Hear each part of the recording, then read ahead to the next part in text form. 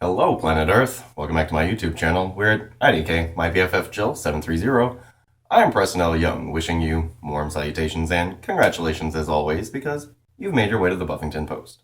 Today we're going to continue our Season 8 coverage of Buffy the Vampire Slayer with issue number 24, Safe. Yeah, there it is. Okay, so keep in mind, thanks to Harmony and Andy Dick, vampires are totally out to the whole, world. Everybody knows about vampires, and everybody knows about slayers, and slayers are, public enemy number one. We got Crazy Simone off the coast of Spain doing crazy things on this whole island that she's basically annexed to herself and some other crazy slayers. Keep in mind, Giles and Faith have kind of separated themselves from the Slayer system, and they are just kind of free agents that are going around trying to check in on Slayers who haven't really, followed the path. Here we go, it's Buffy the Vampire Slayer, Season 8, number 24, Safe. I know my parents loved me, stand behind me come what may. I know now that I'm ready, yeah, for I finally heard them say, it's a different world, than where you come from. The city is now, yeah, here's our chance to make it. And if we progress on our goal, you can decide, we can make it. Hey, just remember that you and two. It's a different world. It's a different world. It's a different world than where you come from. Than where you come from. Okay, so this issue picks up and we are introduced to Courtney. And Courtney is a vampire slayer who was not really getting any action with her squad, and so she kind of left the squad and she's out on the streets doing it solo. And so she tries to kill this vampire, but she's unsuccessful, and so she runs away from him. He's totally gonna get her, but then she literally runs right into Giles and Faith. Faith dusts the vampire, and the girl thinks that Faith is Buffy. She's like, no, I'm not Buffy. This other vampire comes up, tries to kill Courtney, but she stakes it. She says, oh shit, I guess I'm not ready for the Slayer's Sanctuary yet.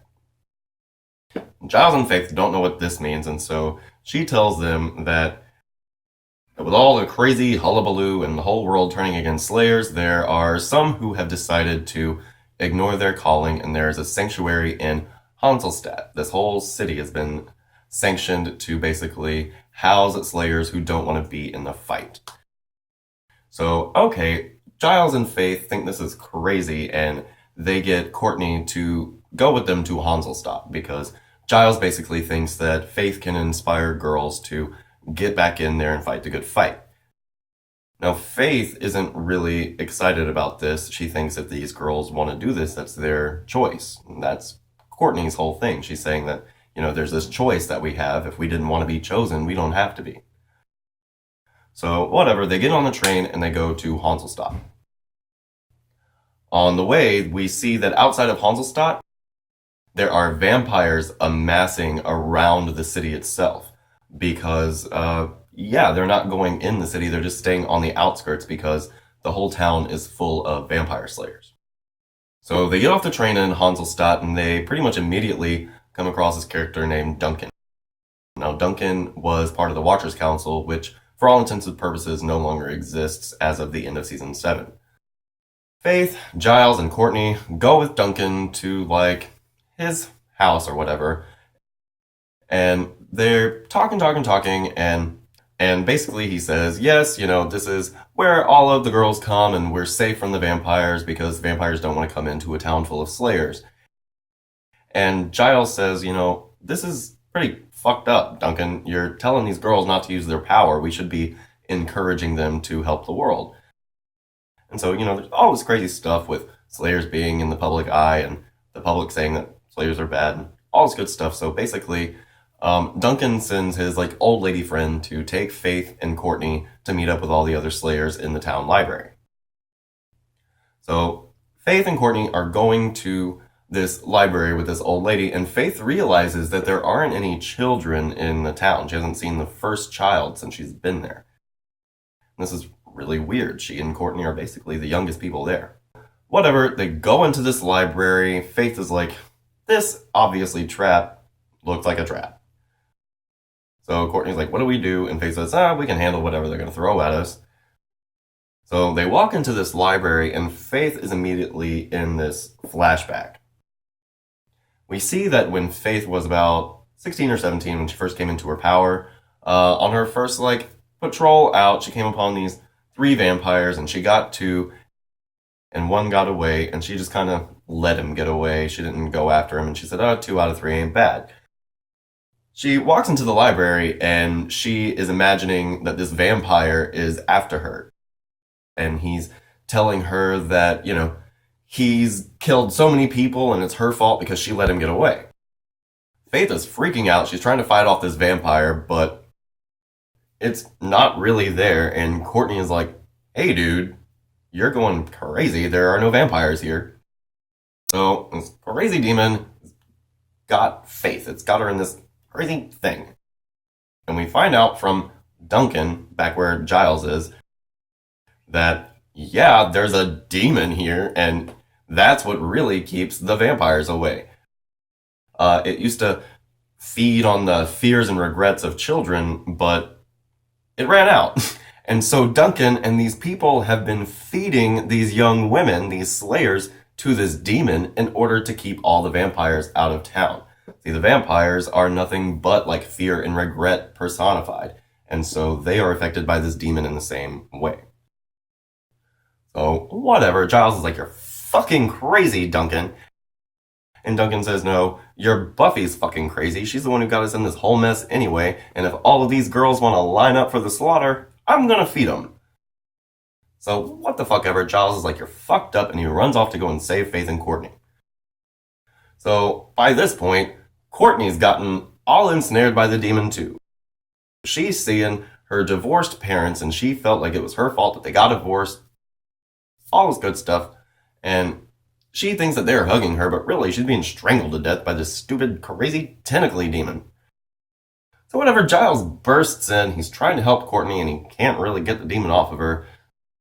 So Faith comes to, she starts whacking at the demon. Duncan comes in with his crossbow. He's gonna kill everybody, and then the demon gets him. And it's only once the demon gets him and it starts using its power on him that Duncan starts to feel any kind of regret about what's going on. So the demon's power is working on him, and it actually kills him before Faith can stop it. And Faith kills the demon, and yay. So once the demon is destroyed, all of the vampires converge on the town, and Faith and Giles and Courtney are getting ready to fight them off. That's pretty much where the issue ends. I know I kind of rushed through this one, but I really covered all of Courtney's story and pretty much everything from this story in my Billy, Courtney, and Anahid Buffyverse discussion.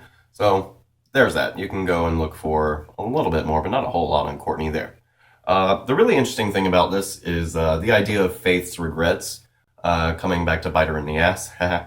I like parts of this. I like the idea that the Watchers have, their own crazy cray influences. It's not just bad Slayers in the mix anymore, and they're bad Watchers too.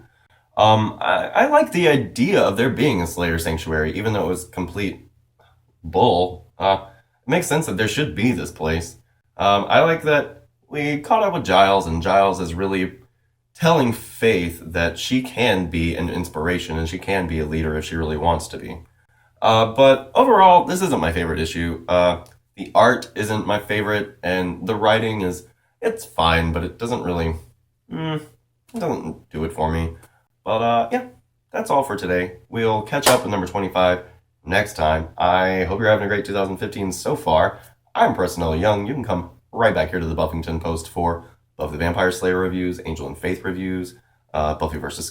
discussions on the other Slayers, my continued Season 8 coverage, and my weekly Game of Thrones episode reviews. You can like, dislike, comment, share, subscribe, and as always, question. If you do leave a question for me down below, make sure you tweet to me at @thepwitty with a picture of yourself so that I can respond to you and include your picture in a video if I decide to put your question in a video.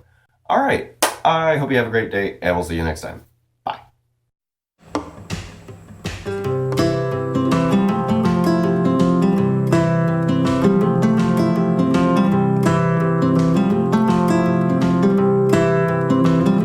Put me in your suitcase, let me help you pack, 'cause you're never coming back.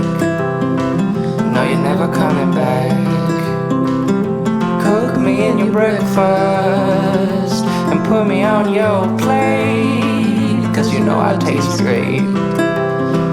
Yeah, you know I taste great. At the Hobbit's greaseball heaven, with candy pants and Archie too. Put me in your dry dream, or put me in your wet, if you haven't yet. No, if you haven't yet. Light me with your candle and watch the flames grow high. No, it doesn't have to try. It doesn't have to try. Well, I won't stop all of my pretending that you'll come home. You'll be coming home someday soon. Put me in your blue skies, or put me in your gray. There's gotta be some way. There's gotta be some way. Put me in your tongue tie, make it hard to say that you ain't gonna say, that you ain't gonna say. Wrap me in your marrow and stuff me in your bones. Sing a mending moan, a song to bring you home.